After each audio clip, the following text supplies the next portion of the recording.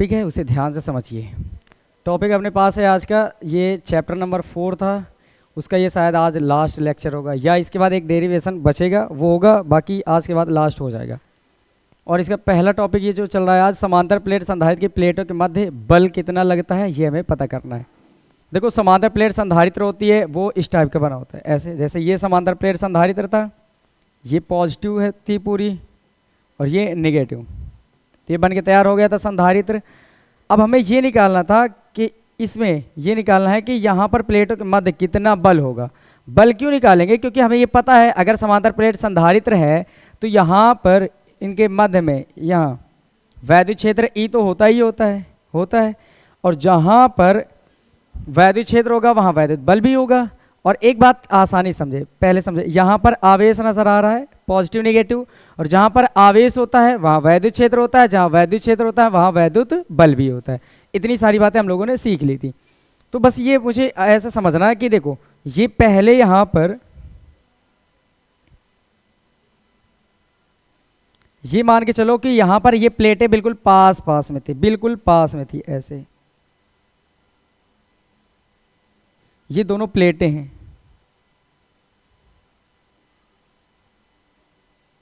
ये बिल्कुल पास में रखी हैं। अब इनके बीच का गैप नजर आ रहा होगा, यहाँ है ना, ये बिल्कुल कम है। अब हम ऐसा चाह रहे हैं कि ये प्लेटें बताओ क्यों पास में है, कोई मुझे बता सकता है? एक सोच देखो अपने पास कि ये कैसी होती है, बताओ। एक पॉजिटिव होती है और एक कैसी होती है, जल्दी बोलो। नेगेटिव होती है। अगर एक पॉजिटिव और एक नेगेटिव प्लेट आ जाए तो इनके मध्य कौन सा बल कार्य करना शुरू कर देगा? आकर्षण। तो इसका मतलब ये प्लेटें अपनी ओर खींचने के लिए प्रयास करेंगी, तो इसका मतलब ये पता चला कि ये प्लेटों के मध्य आकर्षण बल कार्य कर रहा है, मतलब ये पास में आना चाहेंगी।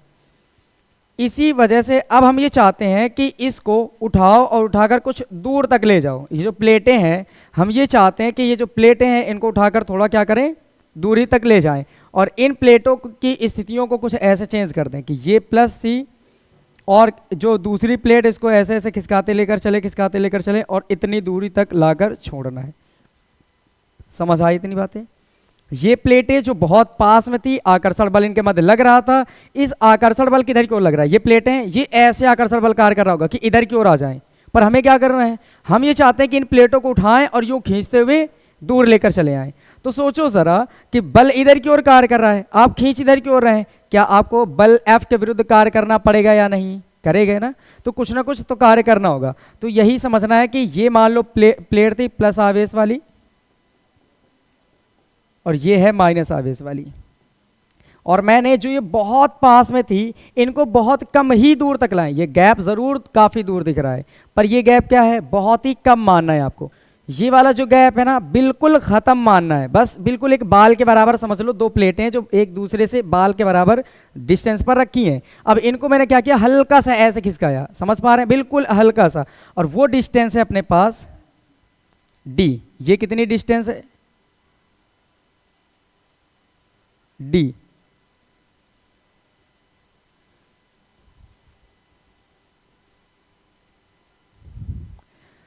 तो स्टार्ट करें। सबसे पहले क्या बताओ, जैसे इसको खिसकाओगे इतनी दूर ले जाओगे तो आपको क्या करना होगा, बल F के विरुद्ध। तो हम क्या लिखेंगे, प्लेटों को, संधारित्र की प्लेटों को समांतर प्लेट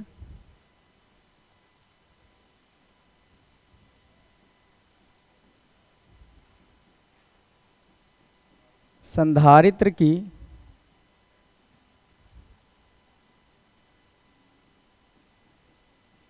प्लेटों को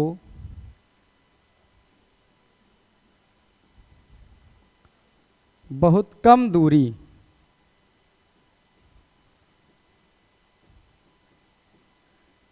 d तक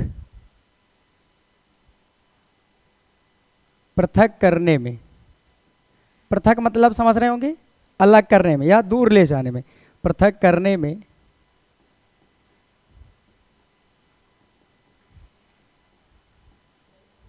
किया गया कार्य।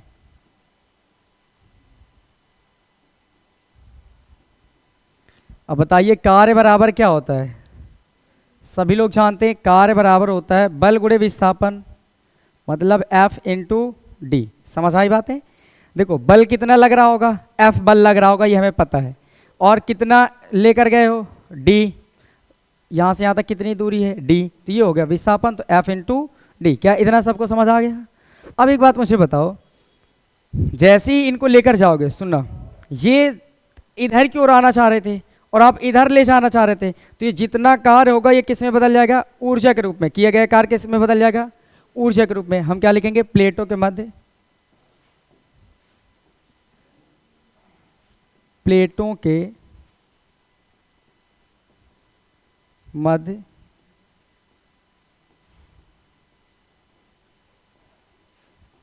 ऊर्जा।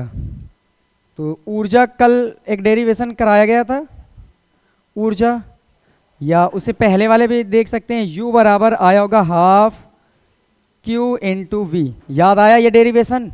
ऐसे ना याद आ रहा हो तो देखो मैं तुम्हें थोड़ी सी पीछे लेकर चलता हूँ। ये U बराबर एक हाफ CV स्क्वायर बना था, हाफ CV स्क्वायर ऐसे बना था। ये हाफ CV स्क्वायर जो है कहाँ से आया होगा इसको समझिए, हाफ CV स्क्वायर। ये जो CV स्क्वायर बना है ना, इसी फॉर्मूले से बना था, Q और V से। ये है ऊर्जा, लेकिन इससे एक पहले वाला स्टेप हम लोग ढूंढ रहे हैं। कैसे? अगर ये U बराबर हाफ Q इंटू वी लिखो इसको, और V, ये Q बराबर क्या होता है, C इंटू वी। Q बराबर क्या होता है बोलो, C इंटू वी। अगर ये Q का मान यहां पर रखोगे तो देखो ये C बन जाएगा, और V ये और V ये मिलकर क्या बना देगा, V स्क्वायर। याद आया? तो ये अगर ये ऊर्जा का फॉर्मूला होता है तो ये किससे बना था, इस वाले से, इससे बना था। तो वही फॉर्मूला यहाँ पर लागू किया गया।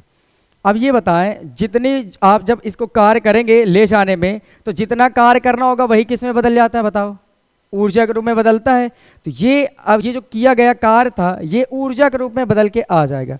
मतलब कह सकते हो ये जो V है इसकी जगह में कुछ एक वैल्यू और रख देते हैं, थोड़ा सा चेंजमेंट करें, पहले इसको हटा दें इतना। अगर किसी को कुछ ना आए तो तुरंत पूछ लेना।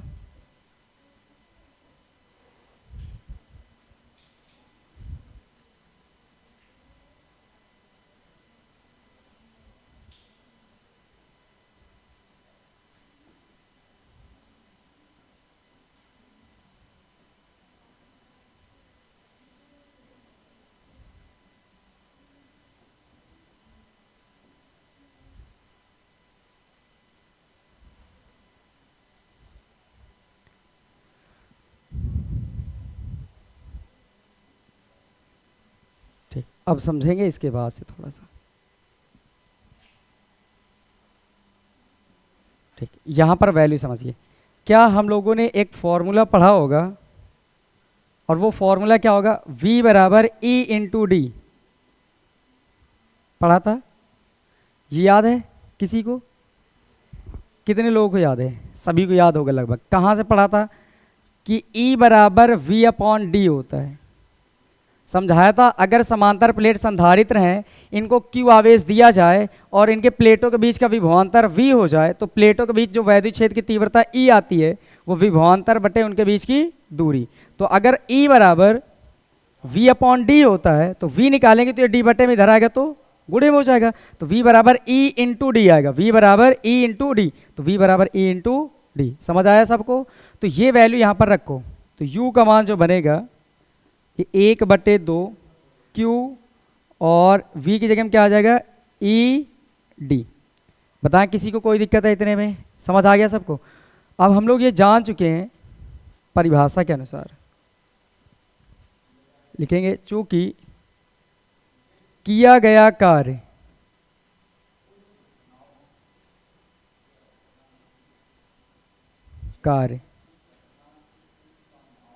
ही ऊर्जा के रूप में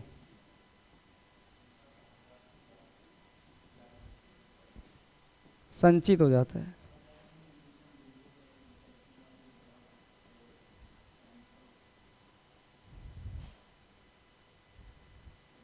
तो यहां से हम कह सकते हैं जो W होगा वो U के बराबर होगा, और यहां से W की वैल्यू ये नजर आ रही है आपको, F इंटू डी, और U की वैल्यू ये नजर आ रही है।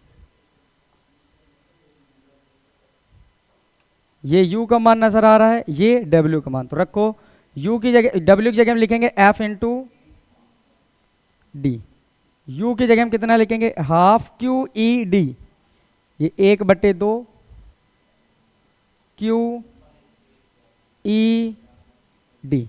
क्या कोई दिक्कत किसी को, समझ आया सबको? डब्ल्यू की वैल्यू ये लिखी एफ इंटू डी, ये आ गया। यू की वैल्यू ये लिखी 1/2 Q E D, 1/2 Q E D, ये डी इधर है और ये वाला डी इधर है, खत्म हो जाएंगे। तो बताएं एफ का मान कितना आ जाएगा 1/2 और ई क्यू बोलो या क्यू ई बोलो, ई क्यू बोल सकते हो या क्यू ई बोल सकते हो, बस यही है वो फॉर्मूला जिसकी तलाश थी। बताएं, इसे देखें एक बार, अगर कोई दिक्कत है तो मुझसे पूछें अभी।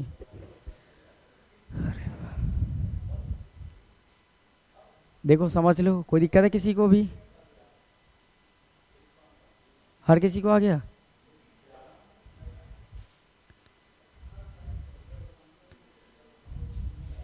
आया? आ गया तुम लोग? तो फिर आगे बढ़ जाएं, सबको आया, माना जाए? ठीक, मान लिया जाता है कि आ गया। अगर जिसको नहीं आता वो 1 मिनट का टाइम दे, मैं फिर से एक बार पूरा बता देता हूँ। देखिए, अगर समांतर प्लेट संधारित्र ऐसे रखी होती हैं तो एक प्लेट धनावेशित होती है, एक प्लेट ऋणावेशित होती है। एक धनावेश एक ऋणावेश एक दूसरे के बीच कौन सा बल कार्य लगाते हैं? आकर्षण बल। तो ये प्लेटें अंदर की ओर आकर्षण बल की वजह से रुकी होंगी। लेकिन सोचो मुझे क्या करना है, बहुत पास में, बिल्कुल पास में, अब इनको खींचकर कुछ दूर तक लाना चाहते हो, बहुत कम दूरी पर खींचकर जब इधर लाओगे तो बल कार्य कर रहा है अंदर की ओर और आप लाना चाह रहे हो बाहर की ओर, तो जाहिर सी बात है आपको क्या करना होगा, बोलो कार्य, सीधे कार्य करना है। तो समांतर प्लेट संधारित्र की प्लेटों को बहुत कम दूरी डी तक पृथक करने में किया गया कार्य डब्ल्यू बराबर एफ इंटू डी। समझ गए? बल गुणे विस्थापन। अब इसके बाद फिर सोचो, जब ये कार्य करते होगे तो किया गया कार्य ही ऊर्जा के रूप में संचित हो जाता है। इसका मतलब अब कार्य किया गया तो ऊर्जा कहीं ना कहीं तो बनी होगी। तो हमने क्या लिखा, प्लेटों के मध्य ऊर्जा U बराबर होता है हाफ क्यू इंटू वी। इसे पहले वाले लेक्चर में पढ़ाया गया था। तो ये जो V है ना, E बराबर V अपॉन डी होता है। इस V को हटाओ तो ये D बटे में इधर आ गया तो गुणे में हो जाएगा, D बटे में इधर आ गया तो गुणे में। तो V बराबर A इंटू डी, V बराबर A इंटू डी। इस V की जगह में रख दिया गया है V E into D, E into D. ये Q अपनी जगह में, हाफ अपनी जगह पे।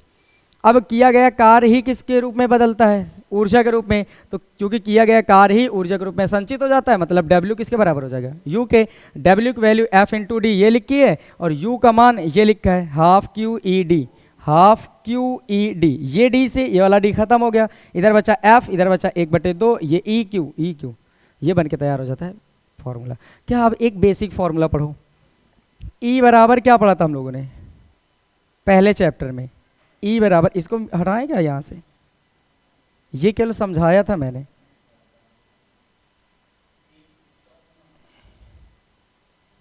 इधर शिफ्ट कर दें, सुनना जरा।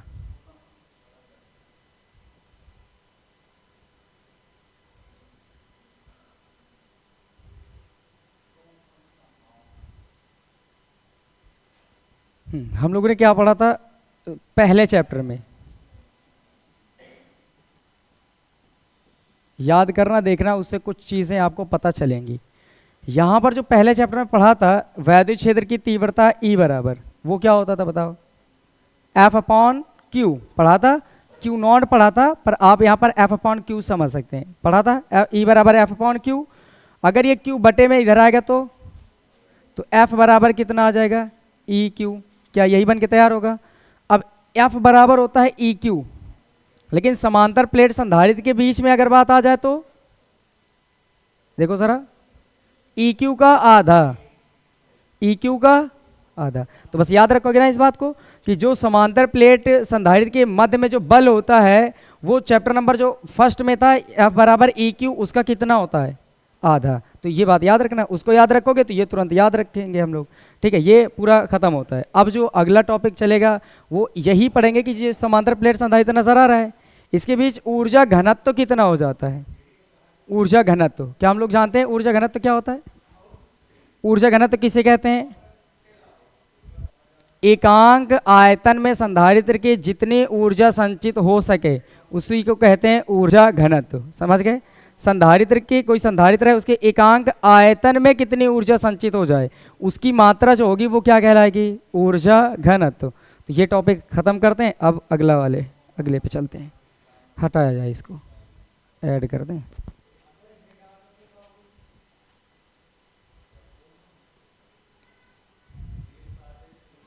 ठीक, अगला टॉपिक डालो, समांतर प्लेट संधारित्र।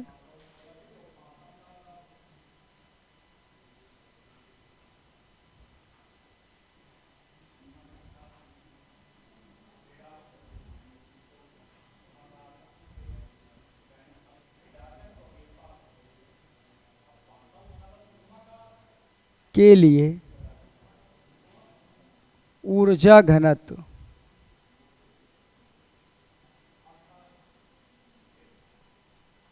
ये है टॉपिक।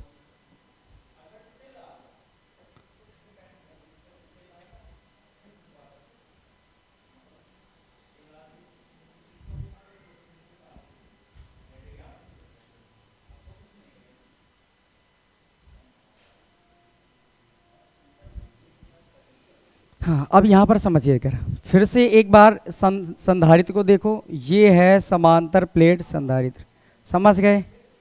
अब यहाँ पर ये एक पॉजिटिव ये एक नेगेटिव, ये बार बार आप समझ जाइए अपने आप से, बस केवल ये दिखाने के लिए बता रहे हैं, ये कोई पूरी तरह से बनाया नहीं जा रहा, बस केवल आपको पीछे की याददाश्त ताज़ी हो जाए, वो इस वजह से बनाया जा रहा है। ये समांतर प्लेट संधारित्र बनाई, उसकी एक प्लेट पॉजिटिव एक प्लेट नेगेटिव बन गई। अब यहाँ पर आपको ये समझना है कि हमें निकालना क्या, बोलो ऊर्जा घनत्व। अब ऊर्जा घनत्व होता क्या है पहले ये समझ लो। संधारित्र के एकांक आयतन में जितनी ऊर्जा संचित होती है उसी का नाम क्या होता है बताएं। किसी संधारित्र के एकांक आयतन में जितनी ऊर्जा संचित हो जाती है उसका नाम ऊर्जा घनत्व। ये ऊर्जा घनत्व समझ जाएंगे। तो अब यहाँ पर एक बात समझिए, सबसे पहले तो बताओ अगर समांतर प्लेट संधारित्र है तो इसकी अपनी कुछ न कुछ यहाँ पर धारिता होगी कि नहीं होगी, तो होगी। तो हम यहाँ पर लिखते हैं समांतर प्लेट संधारित्र, और ये मान लेना कि निर्वात वाले के लिए व्यवस्था हो रही है, किसके लिए, निर्वात वाले के लिए। तो यहाँ पर अगर लिखना चाहें तो हम लिख सकते हैं समांतर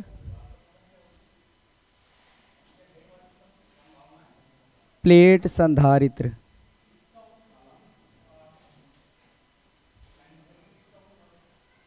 की धारिता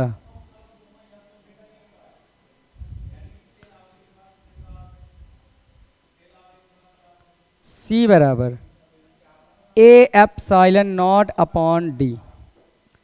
ये सभी ने पढ़ा होगा, याद है सबको। ये होती है समांतर प्लेट संधारित्र की धारिता का व्यंजक। ये डेरिवेशन कराया भी गया है। समांतर प्लेट संधारित्र की धारिता एक और इसका कराया गया था। समांतर प्लेट संधारित्र की धारिता जब प्लेटों के मध्य क्या रखा हो, आंशिक रूप से परावैद्युत पट्टी रखी हो उस समय। तो ये केवल उस समय था जब परावैद्युत पट्टी ना रखी गई थी। तो यहाँ इसके बाद समझिए, अगर समांतर प्लेट संधारित्र है तो अगर D दूरी तक रखी गई है, ये तो चाहती होंगी कि पास में मैं आ जाऊँ, लेकिन अगर आपने D दूरी तक रखा होगा तो जाहिर सी बात है आपने कार्य किया होगा। अभी पीछे पड़ गया हो ना, जस्ट अभी किया गया कार्य होगा, कुछ ना कुछ कार्य होगा। अब कार्य होगा तो ऊर्जा भी रही होगी, तो सीधे बताओ इसके मध्य कोई ना कोई ऊर्जा रही होगी कि नहीं। तो वहीं पर हम लिखते हैं ऊर्जा, समांतर प्लेट संधारित्र की ऊर्जा।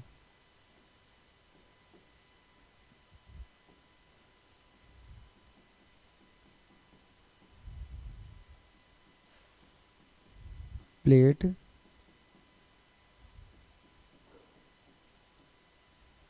संधारित्र की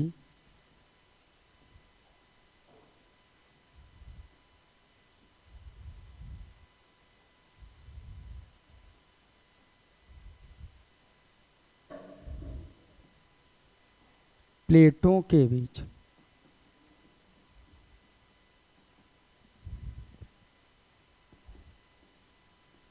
संचित ऊर्जा।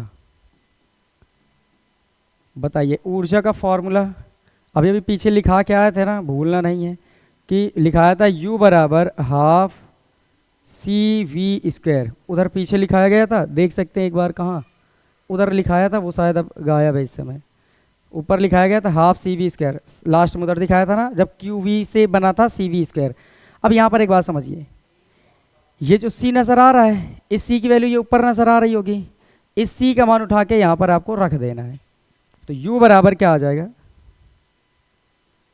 1/2 सी का मान कितना है बोलो, A epsilon not upon D, और आगे क्या बोलो, वी का स्क्वायर।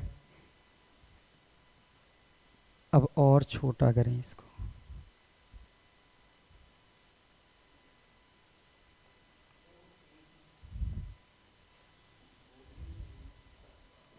ठीक सुनिए जरा, u बराबर 1/2 A epsilon not upon D. क्या आपने v बराबर e इंटू डी पढ़ा है? अभी अभी जस्ट पीछे पढ़ा है, ये तो लिखा होगा शायद, एक बार चेक कर लेते हैं। v बराबर e इंटू डी नजर आया? तो ये वैल्यू जो v बराबर e इंटू डी की है पीछे भी रखो, तो जैसे ही आप इसको रखोगे तो ये जो वैल्यू है ये क्या बन के आएगी बोलो, e का स्क्वायर कर देंगे आप, और ई डी पहले एक बार लिख दें, और इसका क्या कर लें, होल स्क्वायर। v की वैल्यू कितनी बोलो, e इंटू डी, तो v की जगह में आ गया e इंटू डी, स्क्वायर लगाया तो आप स्क्वायर लगा लेंगे। यहाँ से जो वैल्यू आएगी u की, ये 1/2 A epsilon not upon D into में, इसका स्क्वायर करेंगे तो ई स्क्वायर डी स्क्वायर बनेगा। इतना भी समझ गए होंगे? अब एक डी से एक डी हो जाएगा कैंसिल, देखो ये एक डी से ये वाला एक डी कैंसिल, डी स्क्वायर का मतलब 2 बार डी होंगे, तो 1 बार डी हो जाएगा कैंसिल, तो 1 बचेगा। अब यहां से फिर समझिए आगे,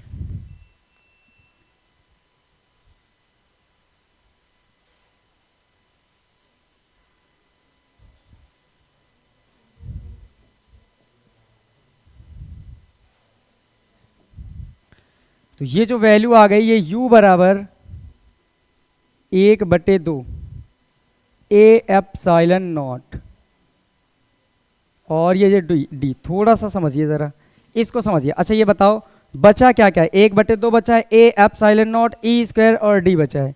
तो अगर चाहे तो ए और डी एक साथ लिख सकते हैं कि नहीं, तो यहाँ पर चाहो तो ए और डी एक साथ लिख लो, फिर लिख लो एप्सिलॉन नॉट, और फिर लिख लो ई का स्क्वायर।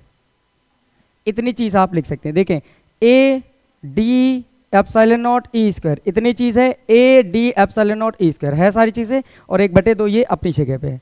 अब यहाँ से एक बात मुझे बताएं, यहाँ पर ये स्पेस जगह नज़र आ रही है इनके बीच, इस जगह की कुछ आयतन होगा अपना, और आयतन किसके बराबर होता है बताओ, आयतन होता है v बराबर क्षेत्रफल इंटू डिस्टेंस या दूरी, समझ जाएंगे, क्षेत्रफल इंटू डिस्टेंस दूरी।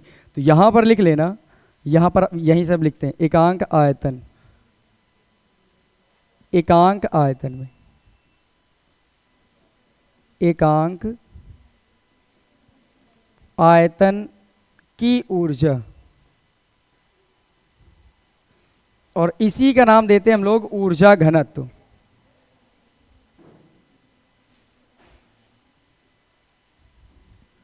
अगर एकांक आयतन लिख रहे हैं तो यहां से बताइए ये जो एकांक आयतन है, तो u के बटे में क्या लिखोगे बताओ, कैपिटल V हो गया एकांक आयतन।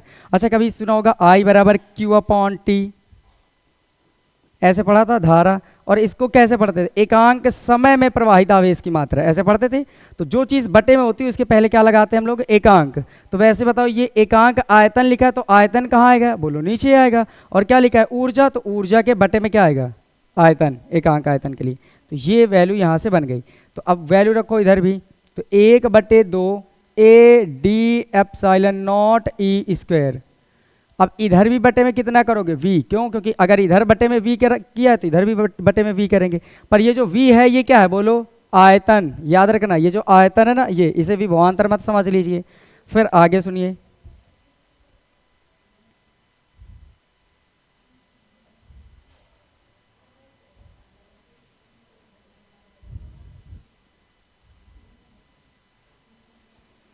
ठीक सुनिए सर, तो u बन जाएगा, ये जो चीज़ है ना, ये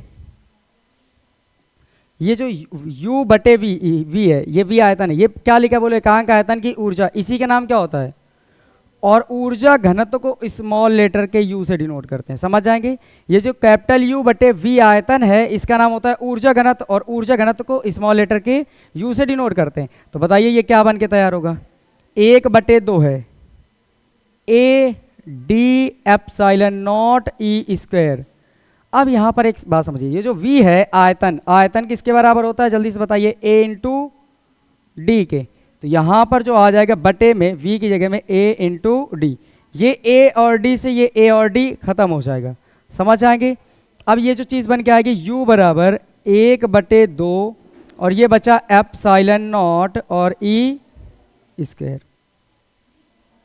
अगर माध्यम आ जाएगा तो एप्सिलॉन नॉट के बगल में क्या आ जाएगा बताएं, k आ जाएगा, तो क्या बन जाएगा हाफ एप्सिलॉन नॉट के ई स्क्वायर। बताएं ये सही समझ आया। अब यहाँ से मैं केवल एक बात बता दूं, ये कैसे मानते हो कि ये कैसे आएगा, है ना, ये बात मैं तुम्हें समझाता हूँ कि क्षेत्रफल और डिस्टेंस को कैसे मिलाकर ये बना दिया जाता है। तो कभी कभी तुमने सुना होगा, जब कहाँ पर ज़रूरत पड़ेगी आगे मैं तुम्हें बताऊंगा। जैसे कि मान लो ये बेलन है, मैं तुम्हें एक समझाता हूँ, ऐसे है बेलन, अब बेलन की शेप कुछ यूं आकार ऐसे बना लो। अगर आप यहाँ से बनाना चाहें तो देखो ये नीचे का हो गया एरिया, ये है ना एरिया, इसका नाम क्या होता है बताएं, पाई आर स्क्वायर, और ये क्या होती है हाइट h। अगर मैं आपसे ये कहूँ कि ये क्या है तो बोलेंगे एरिया, और ये क्या है हाइट है।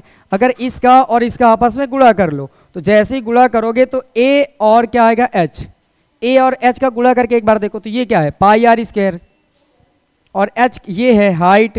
तो बताओ ये क्या बन के तैयार हुआ, पाई आर स्क्वायर h। कभी इसके बारे में जाने हो, ये क्या है बेलन का आयतन, यही तो होता है कि नहीं। तो एरिया और हाइट का गुणा कर रहे हो तो क्या निकल आ रहा है आयतन, तो वैसे ही एरिया और डिस्टेंस का गुणा करोगे तो क्या निकल आएगा आयतन। ए डी आयतन वहीं से बना, ये कट गया तो ये जो चीज़ बन के आई यहाँ से पूरा तैयार। तो ये यहाँ से क्लियर होता है बस।